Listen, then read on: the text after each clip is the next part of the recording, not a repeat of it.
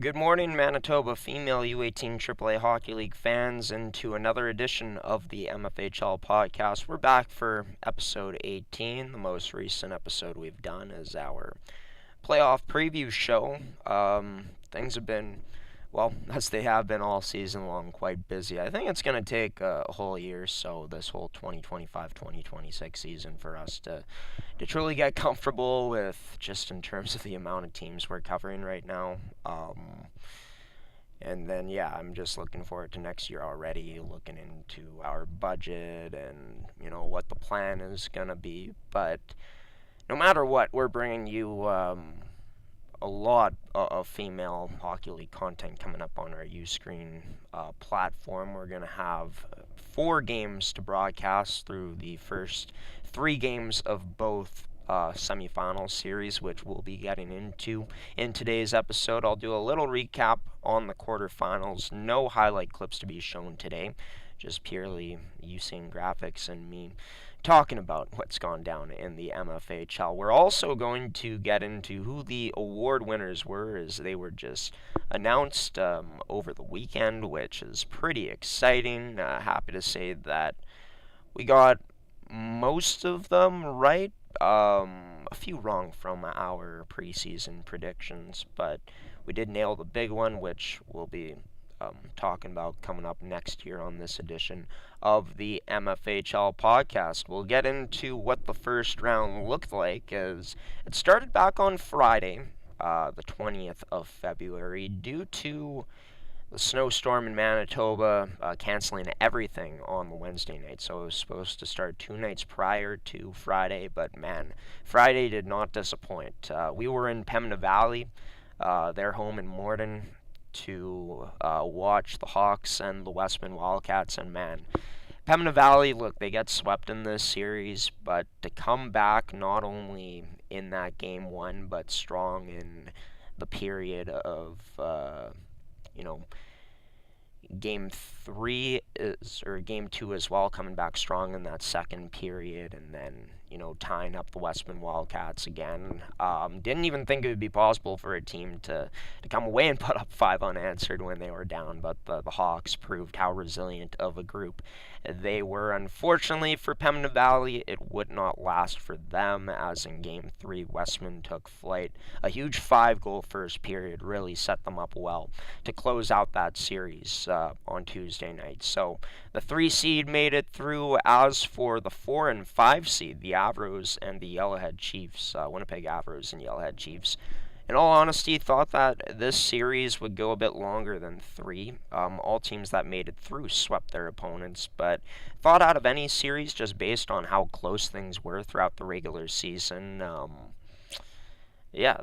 Yellowhead would put up more of a fight on the scoreboard. But their lack of offense throughout the regular season finally came back to bite them hard throughout this series. They played a hard style of game, stuck with the Avros for a bit, especially in game number 3, as it was only 1-0 after the second period. But in all of these games, the Avros seemed to be able to pull away. Their offense was generating at a high level. Their top-end players coming to play too, right? Like Callie Lavalley, Brea Kapusta, and then we see the defense also getting into the action in Lexington Green.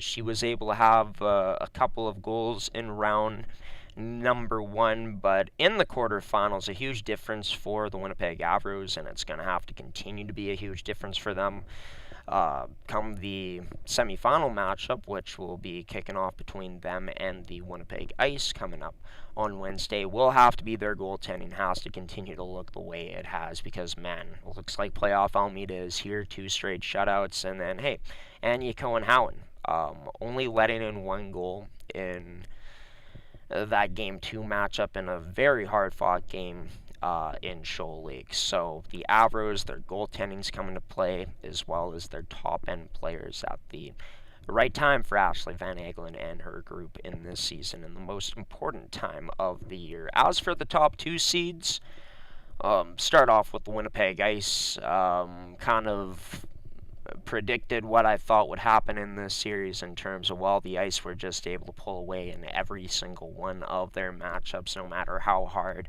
the Interlake Lightning fought. What a first-round performance from Kate Cairns as well. She had multiple hat tricks.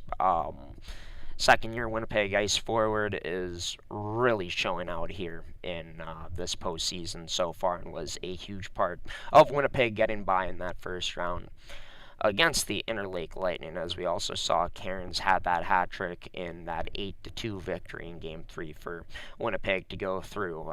For the Winnipeg Ice, I mean, we've talked about their offense this season. They're even more experienced as a group, and it just seemed like there was a skill discrepancy in this series, a skill gap between the two, and the Winnipeg Ice showed how truly wide that skill gap was with their 3 big victories. But credit to the Interlake Lightning for hanging in the games for a while, and even able to finally get on the board with a goal in game number 2, and then a couple in game number 3, as Kelsey McComb and her group look to next year already.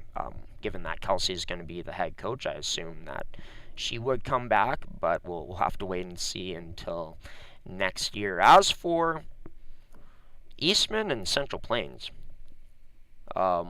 huge credit to Central Plains, even though they also got swept. But to hold the highest scoring team in the MFHL to 0 goals through the first 40 minutes was big time in game number 2. In game number 1. Looking at game number 2, again, things were close until that third period, when Eastman would pull away, and then, for the Selects, a much stronger start in the first period in their closeout game last Tuesday at the Niverville CRRC. Thought that Central Plains got good goaltending throughout this series. They were able to skate with this Eastman Selects team, and were even able to generate some chances off of the rush from what we've seen. They played the right way, but at the end of the day, Eastman just too much talent in the end for Central Plains to handle. Their pressure piled up in all of these games to, result in a 3-game sweep. As for the Eastman Selects, hoping that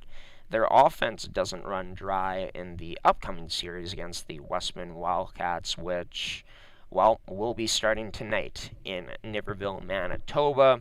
As for that game, we'll have that broadcasted for you live on the network at 6:45 p.m. We'll also have Wednesday's game broadcasted between the Winnipeg Ice and Winnipeg Avros, as that's a rematch of last year's semifinals series. Eastman and Westman, it's a rematch of 2023-2024's semifinal series as well, even though those two teams are quite a bit different in many ways since then. But back then, Westman owned the Eastman Selects in terms of their season series. I believe that was probably the worst matchup that Eastman had all season, one of the only teams they had a losing record against in that season. But of course, last year, Eastman dominated the season series by the numbers, dominated the season series again this year, winning it 4-0, and Westman hoping that they can find another gear in their game where they're able to challenge the Eastman Selects at a high level. And then Winnipeg, look, there's a lot of the same pieces for the Winnipeg Ice coming back in this series. A good amount of pieces from last year's Winnipeg Avros team, a solid group of about 5 to 6 players that'll be playing in this series. And their most important player is going to be Adriana Almeida, and/or their goaltending, as Almeida stole the series from the Ice last year, able to will the Avros back into it, and of course able to, steal the final 2 games for them to win in 5. Do we see deja vu this season? Well, I can't wait to find out coming up to see which one of these teams are able to make it through. We'll have game number 1 as well as game 3 on Saturday. We'll also have game 3 for Westman and Eastman in Niverville on Sunday afternoon as well. We take a look at the points leaders to start things off in the postseason.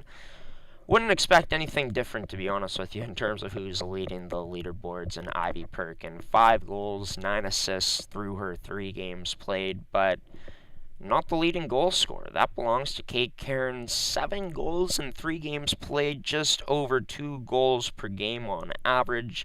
And 2 hat tricks for the second-year Winnipeg Ice forward, which is pretty outstanding. Cassie Carvalho had a huge part in the Winnipeg Ice's point production as well, as she's tied with Cairns for 9 points, opposite point totals, as she has 7 assists compared to the 7 goals that Cairns had. And then, Westman, their top line, really working at a high level. Ivy Fry, Rachel Liver, both in the top 5. And then we see our lone Avro in the top 5 in Callie Lavalley. Playoff Almeida, she's arrived, back-to-back shutouts, 49 straight saves right now. For Eastman, they ended up rolling both of their goaltenders, and Labossiere ended up getting 2 of the wins out of the 3 games. She's tied with, of course, Almeida, as you can see, and then Gina Pleck continuing her strong regular season into the postseason right now, with the 2 wins and a .961 save percentage. Westman, their goaltenders here in the top 5, but their save percentage is a bit lower just because of how high scoring that first round series was between them and the Pembina Valley Hawks. Once again, these are going to be the matchups for round 2 of the postseason, which kicks off tonight in Niverville, Manitoba, as the road to the West Regional Series continues. The road to this year's Manitoba Provincial Championship Series continues, and we can't wait to be a part of it starting tonight. Our full broadcast schedule available now on our Uscreen service on gshowproductions.uscreen.io. We're going to throw it to a quick little commercial break here. We're going to show you who ended up winning the awards this season in the MFHL, and then we're going to preview the upcoming series more, giving my take on which things these teams need to do to accomplish getting through to the championship series this year. That's all coming up next on the MFHL Podcast for Season 3, Episode 18, as we keep things rolling here after this commercial. Can Central Sports Cards and Memorabilia offers the widest selection of sports cards and signed memorabilia in the city.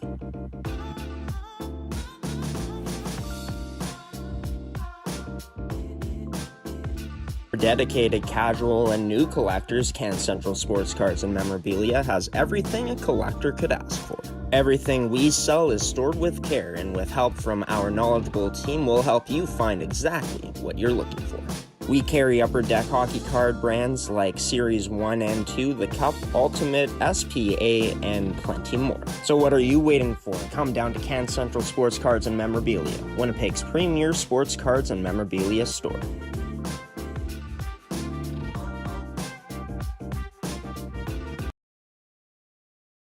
Welcome back into the MFHL Podcast as we take another look at our playoff bracket. All top seeds making it through, sweeping their opponents. Expected at least some of these series to go at least 4 games, but the top seeds had different plans. This round coming up, I think there is potential for the lower seeds to come through. I think Winnipeg is going to be potentially another all-time series.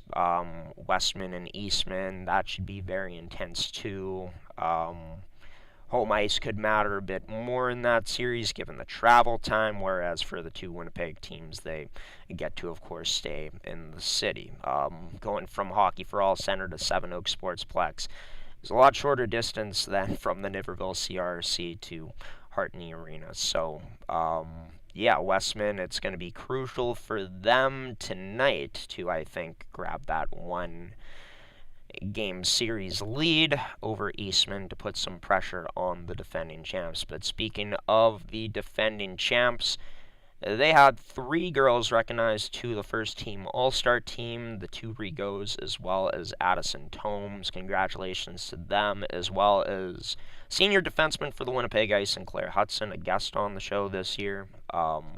What a season it was for Claire, headlining the offensive aspects of Winnipeg Ice's blue line this season. And then, Ray Kapusta, Ivy Perkin, both game breakers for their squads. Of course, Ivy Perkin not only leading the league this year in goals and assists, but also in points, as she was a Triple Crown winner. As for the second team All-Star team, a couple of Ice players recognized in Gina Plett and Cassie Carvalho, Adeline Nolgren, captain for the Avros, and then standout second-year forward in Callie Lavalley getting recognized for second team All-Star. I think you could have made an argument for Callie to be on the first team All-Stars, but still for the second year Avros forward, I think she'll be pretty satisfied with that result, knowing that she's one of 3 Avros to make the list. And then Chloe Carrier, so reliable on Eastman's back end, logged a lot of minutes this year, and also stepped up big time near the start of the season, as did all of the Eastman Selects defensemen in the absence of Vader Rigaud. And then Haley Chapelski, the future, it's so bright for her. A player that is among the youngest players in this league, able to be recognized for not only second team All-Star this year, but taking a look at the season that Yellowhead ended up having, a team that finished 5th place, a team that was one of the best or better defensive teams in the league this season, but also a team which saw Haley Chapelski lead them with 20 points in the total of 31 games played, and she's only a 2011 born player, right? So still an underage in this league, and showing out big time this year for Yellowhead. Personally, I would have given her Rookie of the Year. She didn't win that award, but still, Rookie of the Year, you couldn't go wrong with who you picked this year. As we go into the awards, 2025-2026 MVP, top forward, and top scorer, Ivy Perkin, not a surprise to me at all, and I think not really a surprise to anyone. Wouldn't be surprised if she won this unanimously, just given that, Westman finishing where they did and her being such a huge part of their offense, the points she accounted for, and just how she's able to make her teammates better. I think all of those things, especially with the point production she had, all signs pointed to her winning MVP this year, given that context. So really no surprise there, and no surprise in terms of who top goaltender was. Many great goaltenders in this league, but no one had quite the efficiency as Addison Tomes.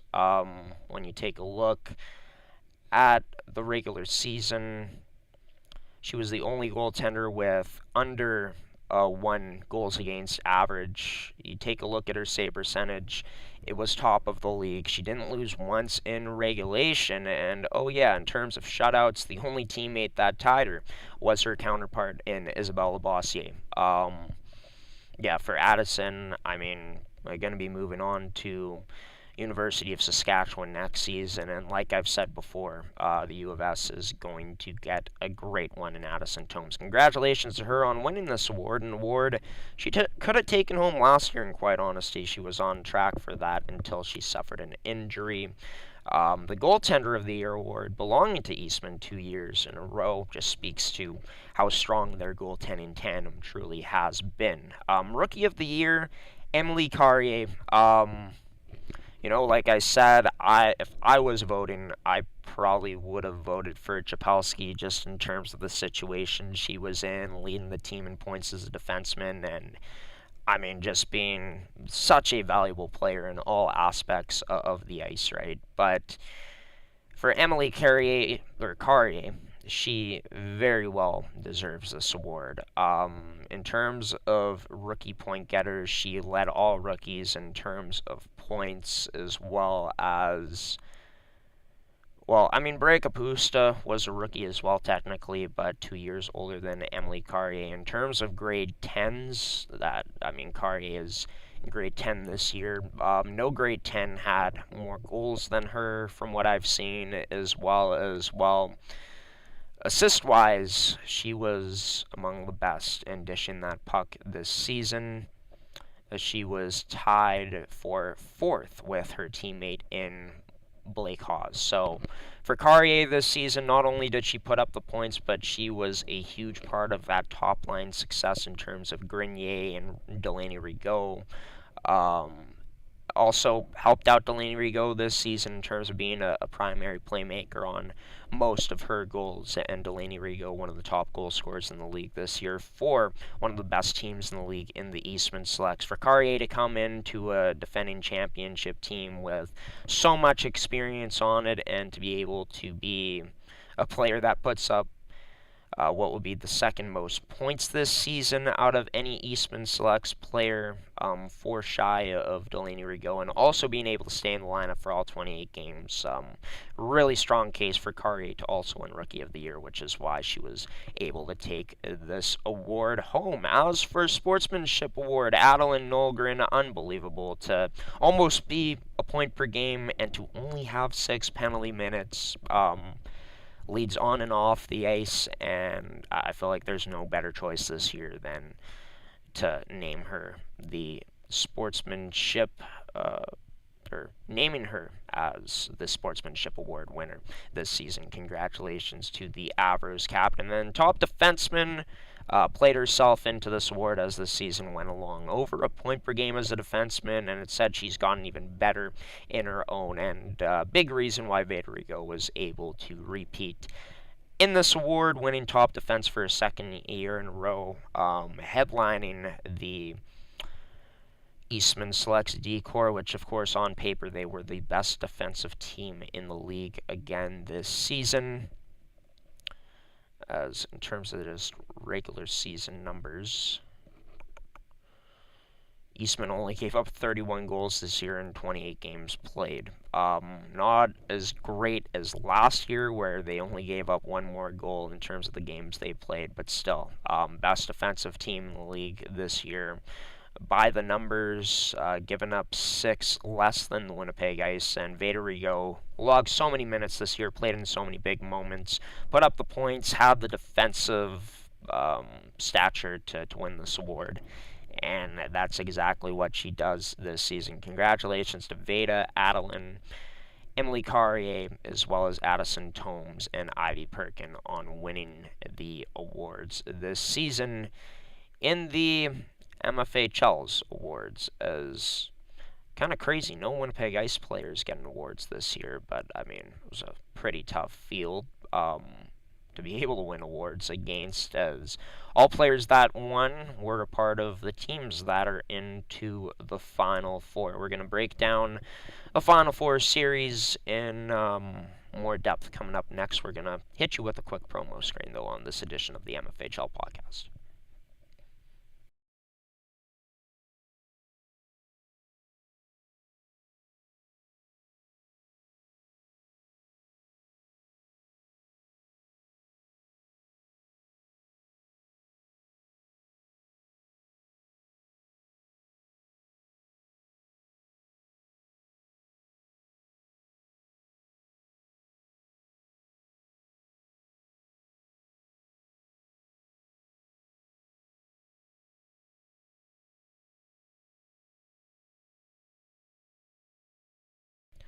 Welcome back into the MFHL Podcast, as we're about to let you go here on episode 18. But before we do that, I want to get into these Final Four series more in depth. Also, shout out to the folks at Ice Wave Media who have been able to put stats to paper in these series to preview them. This happened during the week last week, but we'll start off, I guess, from the bottom. Personally, I feel like in terms of these two series, who has a chance to sweep, Eastman probably has the higher odds to do so. Swept the season series 4-0, scored 16 goals for, allowed 16 against. I will note, though, that I think it was their second game of the season. Most of that offensive production came through for Westman, as they scored 5 goals in a 6-5 shootout loss in the final 2 games of these teams' regular season matchups. However, Eastman was able to shut out Westman twice, 3-0 both times. And when you take a look at both of these teams still reigning true in the playoffs, it's that top line for Westman that's going to do most of the damage for this team. It's a team through the postseason, which, they've scored the second amount of goals for, but let in quite a few goals themselves, as they were tied for third most given up with the Yellowhead Chiefs. And personally, my thoughts on this series haven't changed. I think that if Eastman comes to play their game, even though there was a bit of lack of finishing in round one for this team, I think they should have no issues moving forward in this series against the Westman Wildcats. I think that Eastman is just a deeper team compared to Westman, and even though Westman has proven that they can play good defensively, get big stops from their goaltenders, I just trust Eastman more in that area of the ice, and I guess I trust the talent around their top line more compared to me trusting the talent around that first line down in Westman. But you never know. I mean, Westman, they could find another gear in their game and shock the Eastman Selects, but for me, I'm still rolling with the Eastman Selects to make it through into the next round. Wouldn't be surprised if Westman does get a game, but also wouldn't be surprised if Eastman comes through in a sweep in this series. As for the Winnipeg Avros and the Winnipeg Ice, take a look at the season series. The Winnipeg Ice did sweep the Avros, but one of those games did take extra time. The Ice outscored the Avros 10-4 throughout this regular season series. Both of these teams are top three in both goals for and goals against this season. The Avros, as mentioned, it seems like their goaltending is getting hot at the right time. Their best players are getting hot at the right time too. But for the Winnipeg Ice, they were also able to cruise through their first round of the postseason, and all parts of their lineup came through big time. Players in terms of their depth scoring, that shined through as well. I was just taking a look at the first round. There was 1, 2, 3, 4, 5, 6, 7, 8, 9 different goal scorers for this Winnipeg Ice team, and 2 of them being defensemen. So, from a depth perspective, I think that the Ice are going to be a really tough team to beat coming up in this postseason. Speaking about it with Ferdy Nelson when we were previewing this series in our preview show, talked about how I think this year a big difference, and Ferdy pointed to this, is the Winnipeg Ice.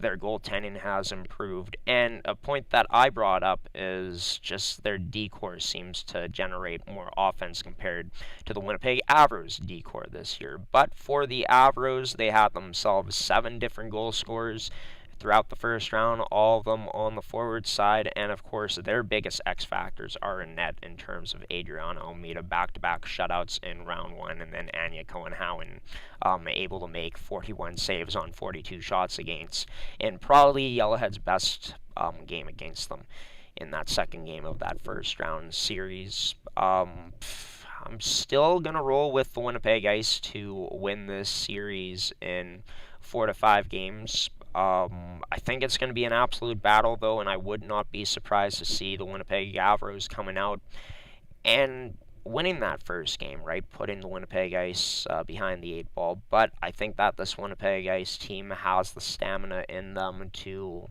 go the distance with this Winnipeg Avros team and come out with the victory. I think that this Winnipeg Ice team, more experienced this season, that offense has been playing at a high level, and I think that this season, having some improvements in goaltending, just given how close the games were last year, I think it does give the Ice a bit of more of an edge this year around compared to the last, but still.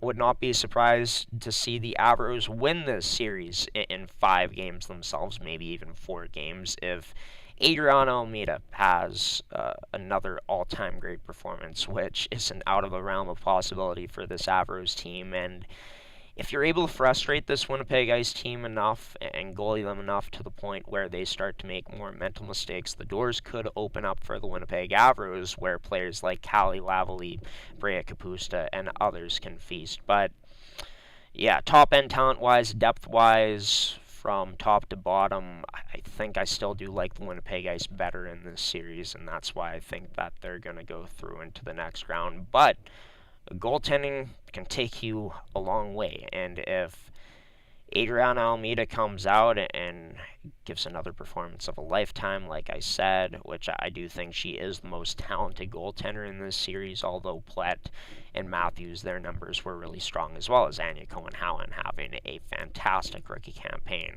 The difference in this series, if the Avros move forward, is going to be Adriana Almeida. So, yeah, still rolling with the Winnipeg Ice, but would not be shocked if the Winnipeg Avros make it back to the finals. Man, this is going to be so much fun. Best time of the year in female hockey. Best time of the year in any sort of hockey is the postseason.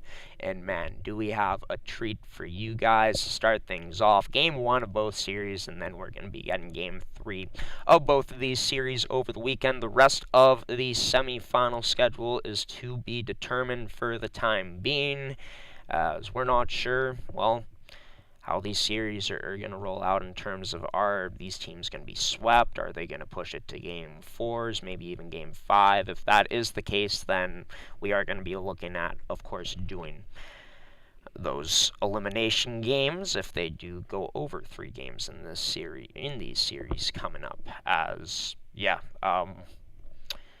looking forward to it. It's going to be a busy day for us, as we're going to be in Lorette during the afternoon to broadcast some high school hockey league semifinals action in the Price Division in the WHSHL. Of course, our Manitoba Major Junior Hockey League playoff coverage is starting soon, and then we got some other stuff behind the scenes that we're working on right now. So, just in terms of looking forward into next year. So, yeah, I'm excited. Hope you all are too. Comment down below as well who you feel is going to take home these series in the semifinals. Do we see a repeat of last year's finals, or do we see Eastman and the Winnipeg Ice, or do we see the Westman Wildcats shock us and really shock the world and take down the Eastman Selects to match up with one of the Winnipeg teams? Well, I can't wait to find out, and can't wait to start things off tonight the right way down in Niverville, Manitoba. We hope to see you there for that game.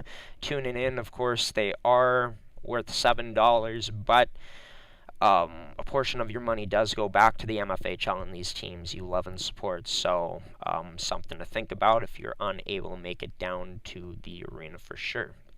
As for myself, Graham the G Show Forsyth, I'm going to peace out now and wave so long, everybody. Enjoy all the great hockey coming up your way this week and weekend. We'll be back next week with another edition of the MFHL Podcast, maybe even throughout this week, but still to be determined, as busy times here around our network. But until next time, everybody, like I said, we'll see you later, and hope you tune in to not only our game day content, but episode 19, season 3 of the MFHL Podcast, which will be out, like I said, either sometime this week or next week. Until then, take care, everybody.